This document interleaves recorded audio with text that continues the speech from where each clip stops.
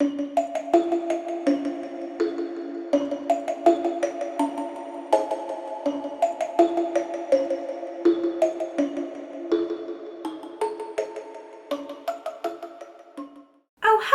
Today we are starting a little vlogaroo-ish, or just sort of like reading update on Blackoweenathon, which is a reading challenge that was created by Bree from the Locked Booktician, and it runs the entire month of October, and the focus is on reading books by Black authors featuring Black characters. Because it's Halloween, I feel like the emphasis should be on mystery, thriller, suspense, horror, like dystopia, things that are just sort of like ooky spooky. So I did kind of week 1 already. It goes the entire month. I'm only doing basically 2 weeks. My first week was doing a try new author video where I tried Attica Locke's books for the first time, and that was definitely a big success. So if you want to check out that reading experiment, I'll have that link somewhere. I give some book reviews, and I also talk about sort of like who I think her books would be good for.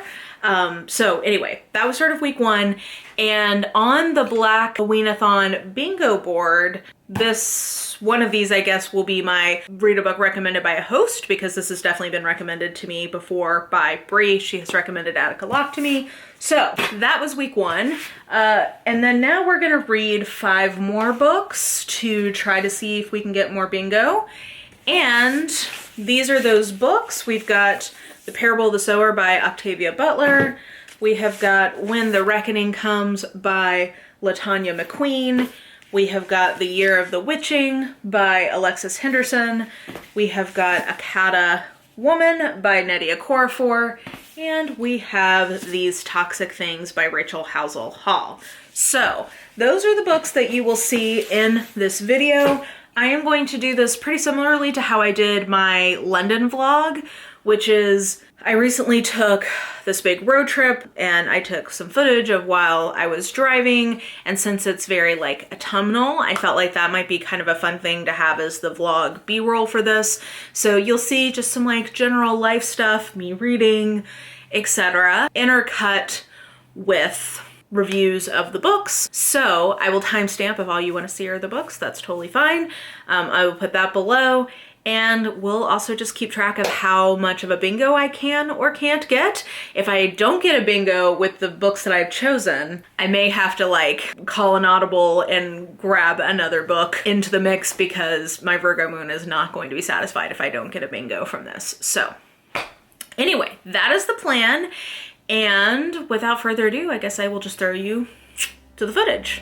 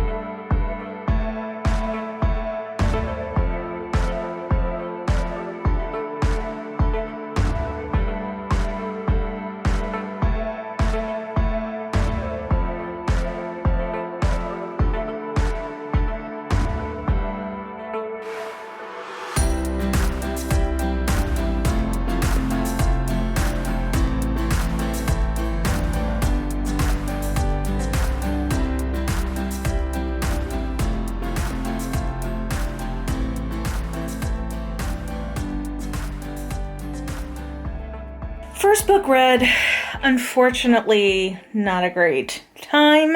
So, gosh, Rachel Housel Hall, I'm pretty sure I'm going to have to put in the same category as Lucy Foley, where her books always sound super appealing to me, but I've read 2 of them now and neither of them really worked for me, which is a bummer. I should have DNF'd this because I could tell early on there was going to be a problem. Let me read you. I marked where I was like, this ain't gonna be good. Okay, that was one-handed. Isn't that impressive? Okay, she's talking to her like semi-ex, like they're kind of in the process of a breakup, and it says, "We just haven't seen each other since since you moved out, and it's not like we're totally broken up. He pauses. Are we? I cock an eyebrow. I don't know, Christopher. It's been a month. Are we? His Adam's apple bobs in his throat. I want to cut it out, then nurse him back to health. I am conflicted. And it's like, the way, I don't know. I just was like, I don't know about this, and I should have just DNF'd it right there, but I didn't. It's just too much. That's the problem with this book. There's like some interesting ideas in here. Basically, the setup is like this woman is a digital archaeologist. She's sort of like, she creates basically glorified souped up scrapbooks, but it is more than that. It's basically doing like archival preservation for individuals. Maybe that's the charitable way to think about it. And she gets roped into this new job with this woman. Things are not as they seem. Things progress from there. There were like 20 pounds of side plot in a 5-pound bag. There were 20 pounds of character in a 5-pound bag. It was all just too much and not pulled together very well, in my opinion. And then the final reveal is just one I'm not in love with. In general in books, like, it's always kind of a hard sell to me, and I did not think that this was a very well executed one. So I'm really sad to say that we're kicking off this round, this like segment of Blackoweenathon with something I didn't really enjoy that much. I did really like my first 3 books for Blackoweenathon when in my Attica Lock video, so that was good. This one, though, not as successful, so let's move swiftly onwards.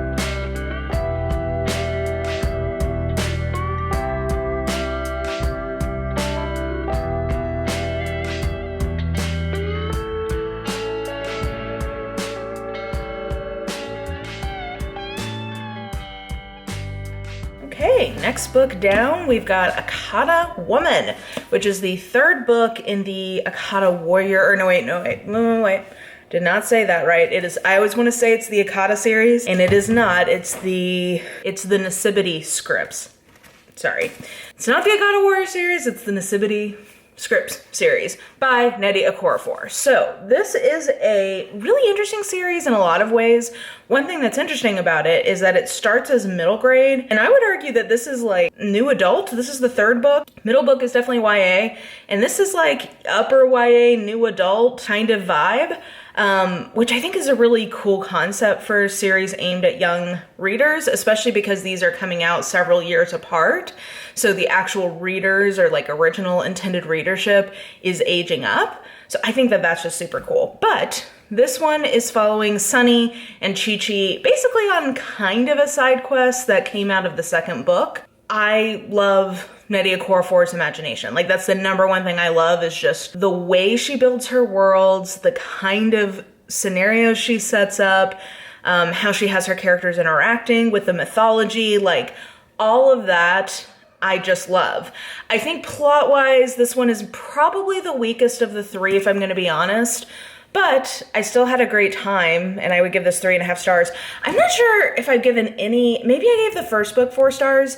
This is one of those where the series as a whole I think is greater than the sum of its parts. Like, I think that consistently the individual books are between 3.5 and 4, but the series as a whole I think is definitely a 4. Also, I wanted to point out that in this book, I don't think they did this in previous ones, but they have like little drawings, which are actually pictograms for words in Nativity. So I thought that that was really cool. And it was always like relevant to whatever was happening in the chapter. Let's see if I can find another one like that. Yeah, anyway. So yeah, I enjoyed this, and I think that this definitely fit Blackoweenathon because the whole premise of this is an albino Nigerian girl who is originally brought up in the States but then comes back to Nigeria, and she finds out that she comes from this line of witches, and it is her joining her coven, and it's basically kind of like a magic school kind of vibe, but a very different flavor of magic school than you usually see. So if that's a trope that you're kind of iffy on, this might be one to try because I think it handles the magic school element a lot differently. And it is a really dark series. Like, it really goes with the implications of the scenarios that are set up in a way that I really respect. And I think is great for young readers, but also for adult readers of middle grade or YA fantasy. So, witchy book, 3.5 stars. It was good. Definitely on the uptick from these toxic things.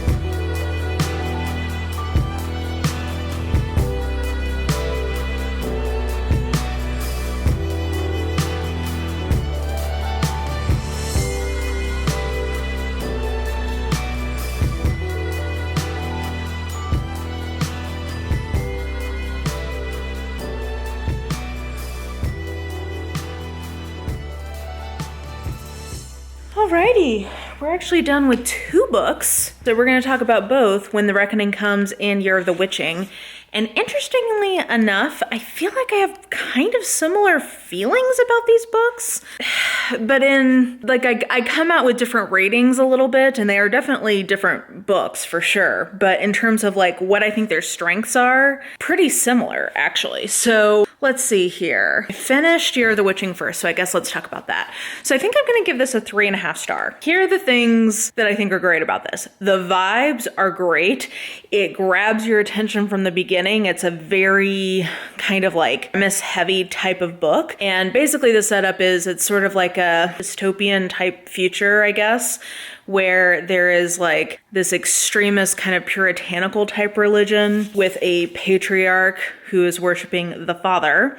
And that worship includes a lot of like descriptions of blood, and there's polygamy and child brides and all that lovely stuff. So there's that, and then there's like these witches who worship the Dark Mother, and they live in the wood, so there's like a witchy wood, and they're like the bad guys, like outside of the society. So our main character is biracial, and she is the result of like fornicating between sort of like this lower class man with dark skin and her mom, who was sort of like in the family of the prophet, who's like the lead patriarchal dude.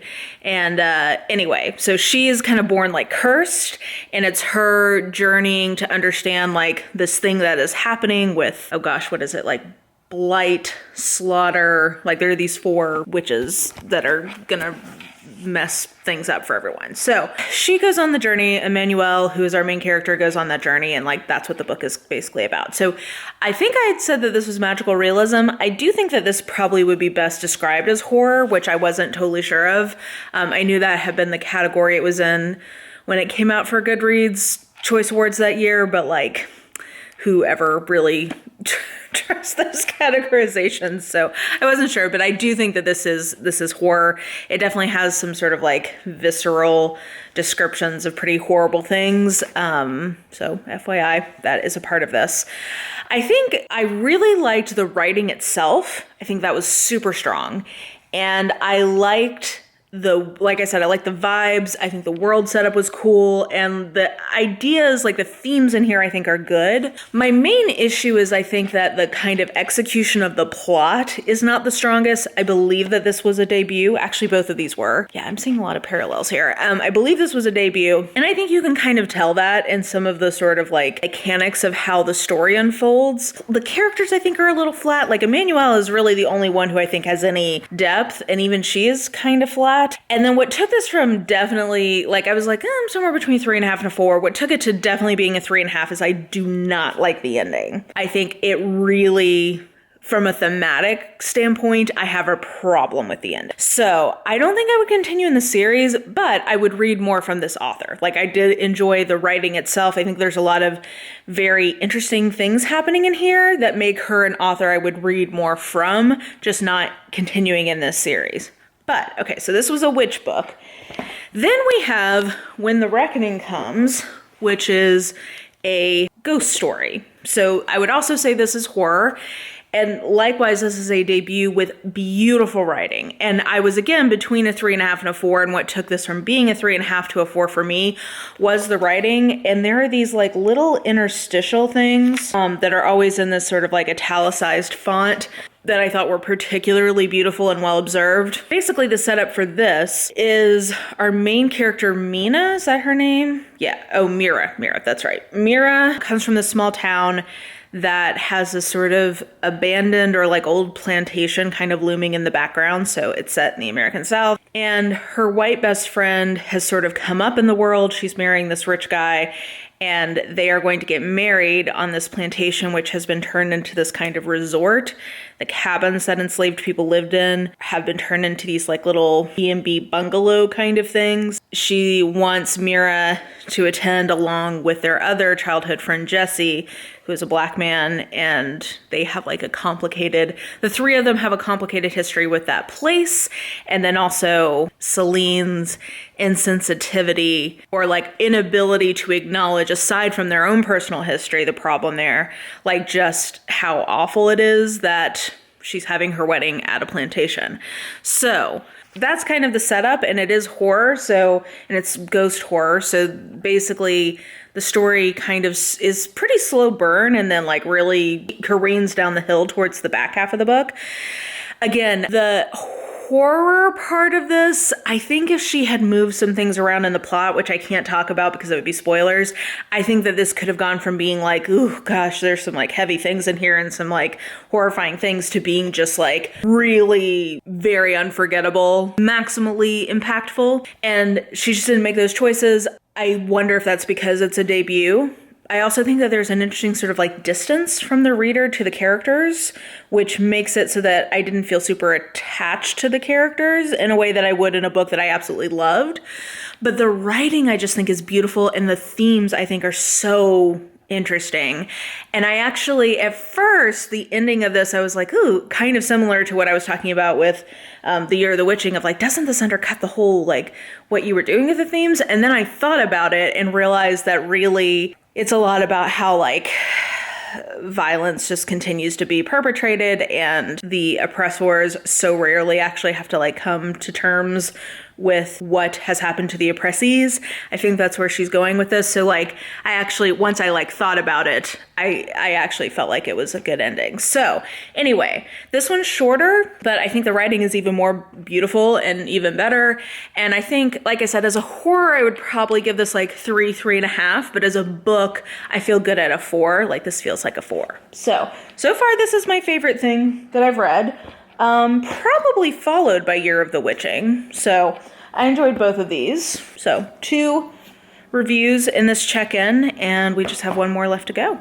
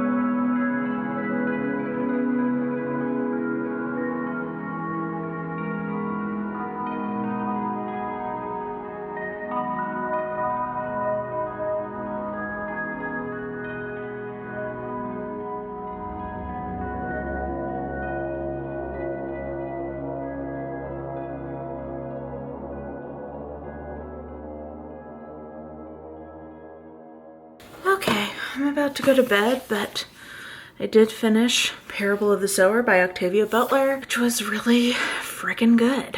Unsurprisingly. It is bleak. It is dark. You know, it's a dystopia, so I feel like that was kind of what was advertised as the vibe. Basically, this is a interestingly, so this was written, I think, like 93. It's set in like near future for then, but now that would be 2024. That's when this starts. So like a theoretical 2 years from now. And it does feel kind of like weirdly prescient in some ways, in terms this is a dystopia where a lot of the people who are affected by it are kind of like burying their head in the sand and like trying to continue on as normal, which I think, given what we've been through with the pandemic in recent years, like that checks out. So basically our main character, Lauren, she has what is called hyper empathy, which is like a kind of like a natural gift she has to feel extreme empathy towards others in terms of like feeling their pain. And it's sort of in contrast to this very like desensitized, hyper violent dystopian society she's living in California. And it's basically like the back of the cover kind of tells you a little bit of what happens, but I feel like that doesn't happen till like halfway through the book, so I'm not going to really get into that. I'll just say something definitely happens that causes a change. Definitely a lot of content warnings in this in terms of like violence, harm against children, sexual violence, like it's pretty full on. Interesting. You know, I'd heard from some people that they didn't really love this book, but they really loved the next one.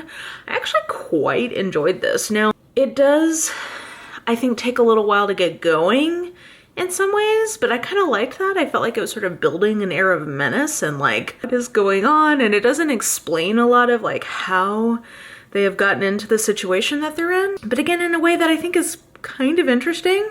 And I would definitely read, it's a duology, and I'll definitely read the next one.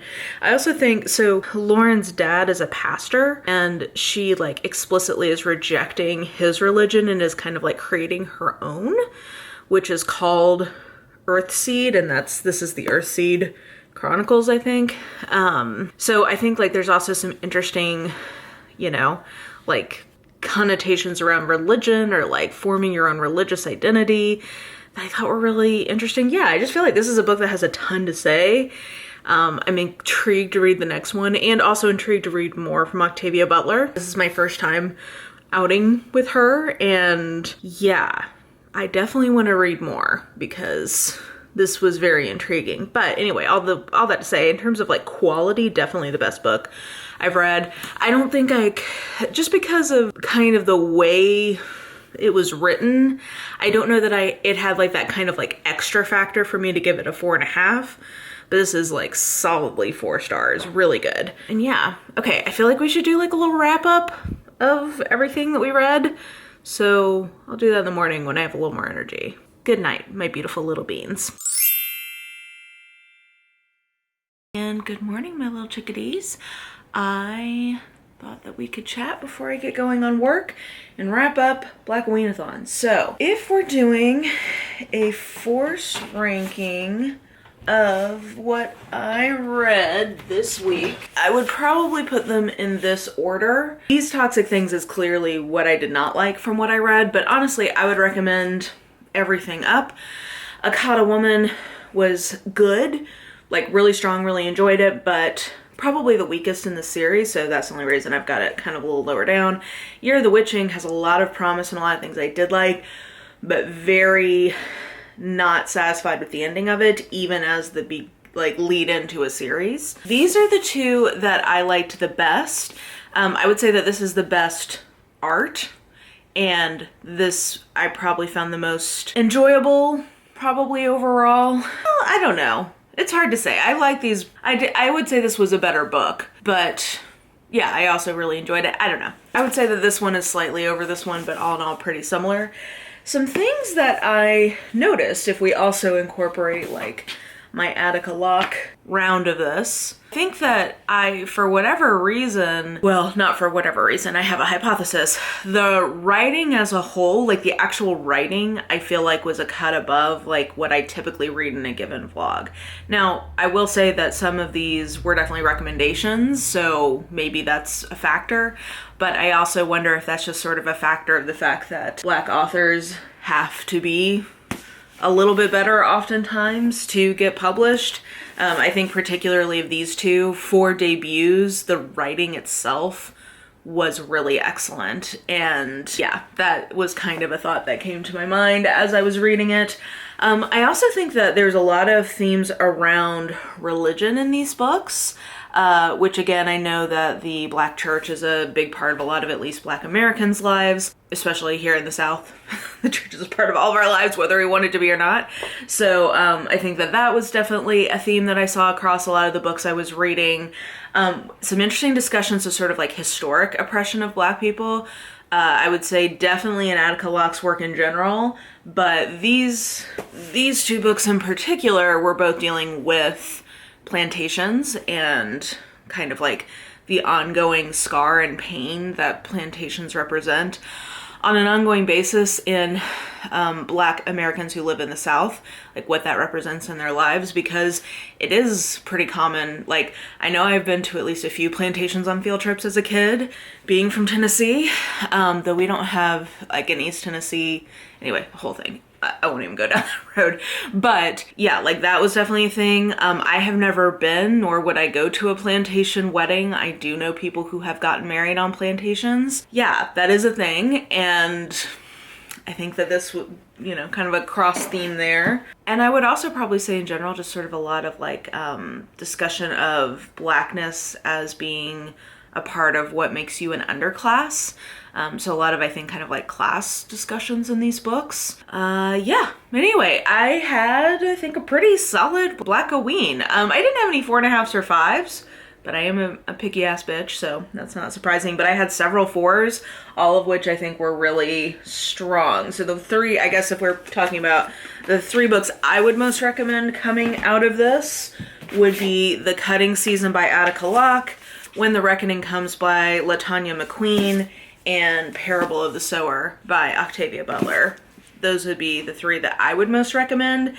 And I would say these 2 are probably neck and neck for the best quality book that I read, just in terms of like literary merit insofar as one can measure such things. These are the two that like you could definitely have like a whole paper you wrote at university dissecting what's going on in these books. Anyway, all that to say, pretty successful Blackoweenathon. Let me know what you guys read for Blackoweenathon. Go check out all of the sprints and videos and whatnot from all the different hosts. Oh, bingo wise, I think I ended up with like at least 3, maybe 4. I guess, and if I had double counted books, I could have just filled out the bingo board, but just counting them all once, I think I did pretty good, so was happy there. Anyway, let me know what you thought about any of the books that we talked about. Let me know how your Blackoweenathon went. And I think that will do it for me. So please like, subscribe, follow me on the social medias if you are so inclined. I have all that information listed in the description box below, and I think that will do it. I hope you're having an absolutely lovely day today, and I will just talk to you soon. Bye!